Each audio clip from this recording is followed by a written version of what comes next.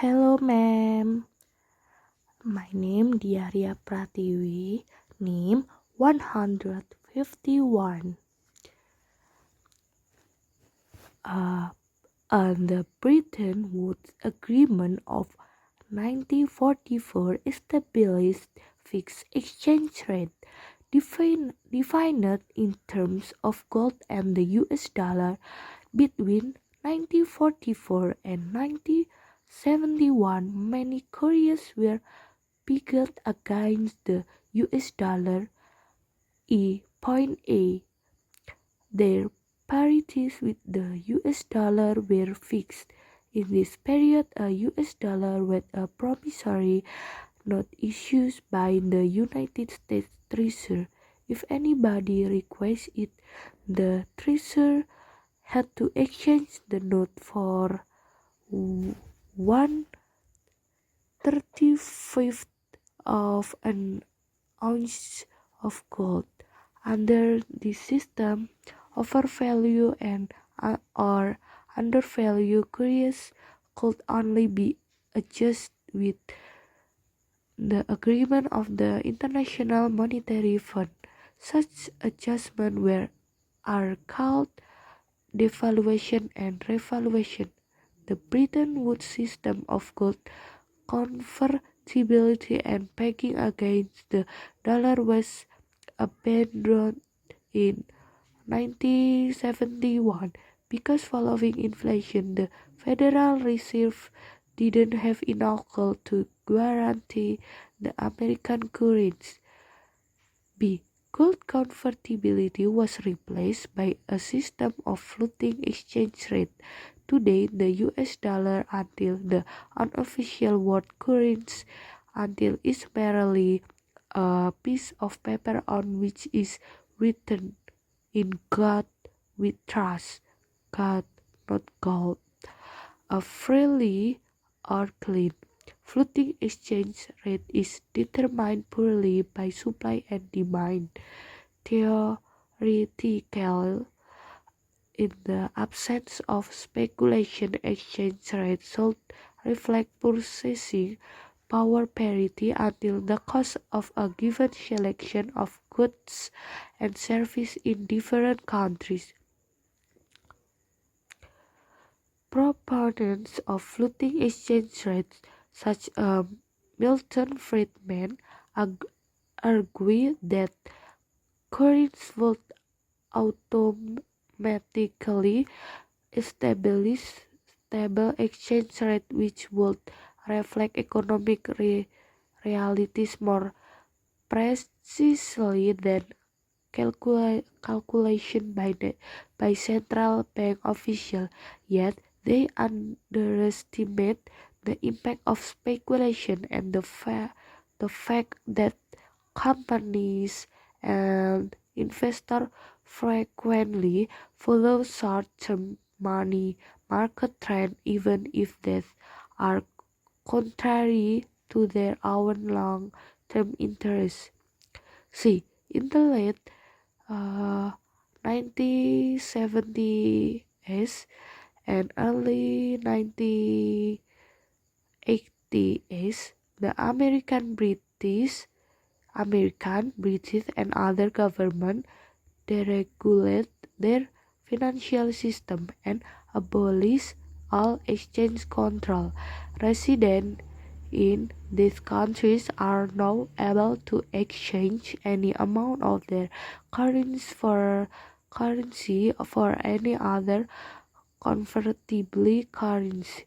This has led to the current situation in which 95% of the world's currency transactions are unrelated to transactions in goods but are purely speculative.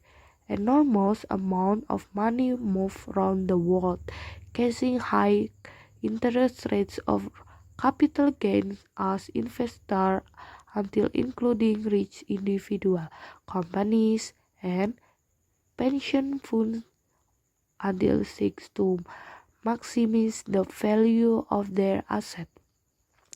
In London alone, in the late 19 1990s, over $300 billion worth of currency was traded on an average day until the equivalent of about 30% of the value of the goods Britain produced each year. Banks, of course, make a profit from the spread between a currency's buying and selling price. D. Few governments, however, leave exchange rate wholly at the mercy of market forces. Most of the attempt to influence the level of their currency when necessary, managed or dirty. Floating exchange rates are more common than freely floating ones. For example, in the 1980s, most Western Europe government joined the EMS or Europa X monetary system, which stabilized parities between member countries. Their countries. There was also an exchange rate mechanism ERM. If the rate diverged by more than plus or minus two to a quarter percent from the central parity, central banks had to intervene in exchange market, buying or selling in order to increase or decrease the value of their currency. Yet international speculation can be more powerful than government. For example, on a single day in September 1992, the Bank of England lost £5 billion in a hopeless attempt to support the pound sterling. For weeks, all the world financial institutions and rich individuals had been selling their pounds. As everyone except the British government believed that the pound had been seriously overvalued ever since its volatility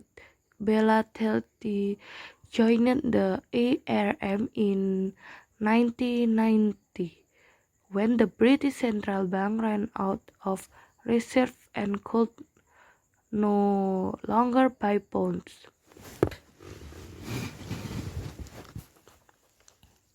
The currency was withdrawn from the ERM and allowed to float instantly, losing about 15% of its value against the D-mark. The next year, speculation attacked 5 other European countries and the European monetary system was suspended. It was later reintroduced in a looser form.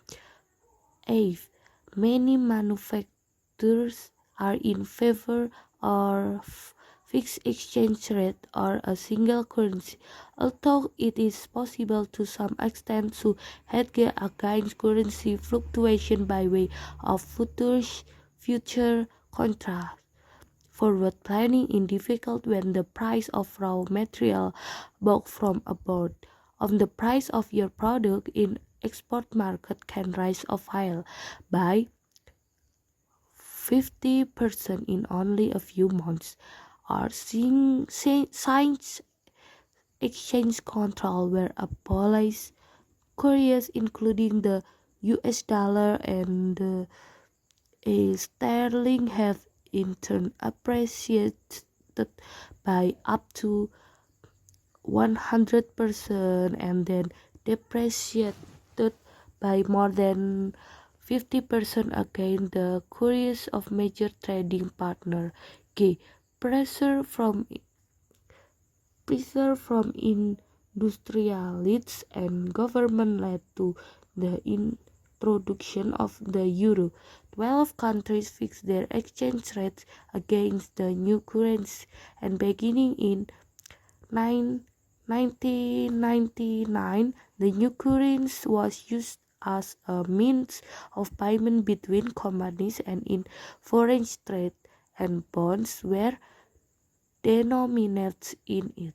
The euro came into existence as a real currency in 2002 when the old notes and coins in the 12 member countries were withdrawn. Okay, thank you, ma'am. I'm sorry if I have many fault. Good night, ma'am.